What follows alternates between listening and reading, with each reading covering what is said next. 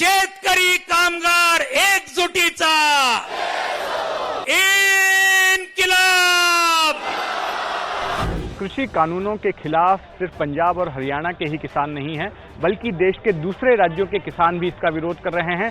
महाराष्ट्र के किसान भी इसका विरोध कर रहे हैं। ये संदेश देने के लिए मुंबई के आज़ाद मैदान में एक रैली का आयोजन किया गया था। इस रैली में तमाम किसान संगठन, तमाम मजदूर संगठन तो शामिल हुए ही, लेकिन इसके साथ साथ कई सारी राजनीतिक पार्टियां भी इसमें शरीक हुईं। किसान आंदोलन को समर्थन देने वाली राजनीतिक पार्टियों में ऐसी तमाम पार्टियां थीं जो कि बीजेपी विरोधी हैं, और राज्य की महाविकास आघाड़ी सरकार, महाराष्ट्र में जो 3 पार्टियों की सरकार है, एनसीपी, कांग्रेस और शिवसेना की सरकार, उसने भी इस आंदोलन को समर्थन दिया है। मैं इस वक्त मुंबई के आज़ाद मैदान में हूं और यहां पर आप देखेंगे कि आंदोलन के लिए जो मंच बनाया गया था, उस मंच के पीछे जो बोर्ड लिखा हुआ है, इसमें करीब 1.5 दर्जन राजनीतिक पार्टियों के नाम लिखे हुए हैं, और इन नामों में एक नाम आपको नजर आएगा शिवसेना का। शिवसेना ने भी इस आंदोलन को समर्थन जाहिर किया था और ये कहा था कि शिवसेना के नेता भी इस रैली में शिरकत करेंगे, लेकिन यहाँ शिवसेना का कोई बड़ा नेता नहीं दिखाई दिया और ना ही शिवसेना के कार्यकर्ता आए।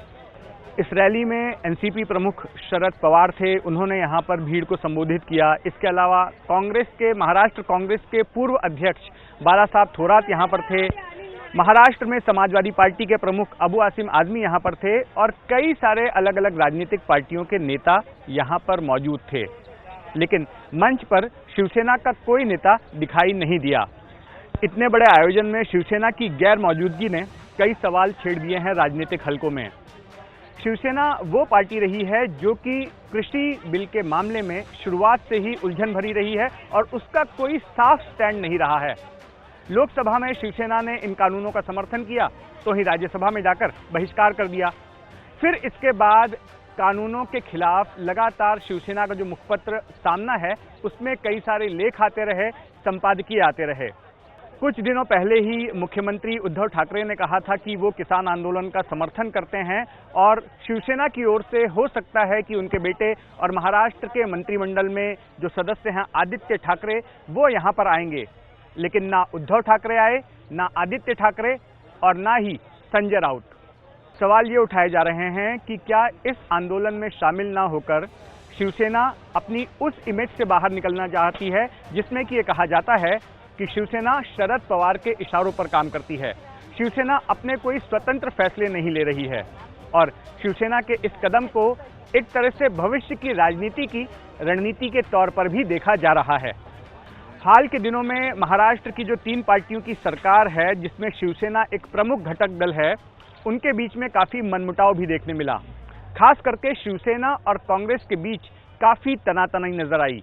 विशेष करके औरंगाबाद के नामांतरण के मुद्दे को लेकर शिवसेना चाहती है कि औरंगाबाद का नाम बदलकर संभाजीनगर कर दिया जाए, जिसका कांग्रेस ने पुरजोर विरोध किया है। इस सिलसिले में जब पत्रकारों ने शिवसेना से सवाल किया कि आखिर शिवसेना के कार्यकर्ताओं की भीड़ या कोई शिवसेना नेता इस आंदोलन में क्यों नहीं शरीक हुआ, तो इस पर शिवसेना की तरफ से गोलमोल जवाब मिला। शिवसेना का ये कहना था कि चूंकि महाविकास आघाड़ी ने इस आंदोलन को समर्थन दे रखा है, तो ऐसे में शरद पवार, जो कि इस आघाड़ी के सबसे बड़े नेता हैं, उन्होंने ही शिवसेना का प्रतिनिधित्व कर दिया है। दूसरी ओर शिवसेना की ओर से ये भी कहा जा रहा है, क्योंकि इस वक्त कोविड की महामारी फैली है और उद्धव ठाकरे नहीं चाहते हैं कि इस तरह से भीड़ भरा जमावड़ा मुंबई शहर में हो, इसलिए उन्होंने खुद यहाँ पर आना या अपने किसी नेता को भेजना अवॉइड किया।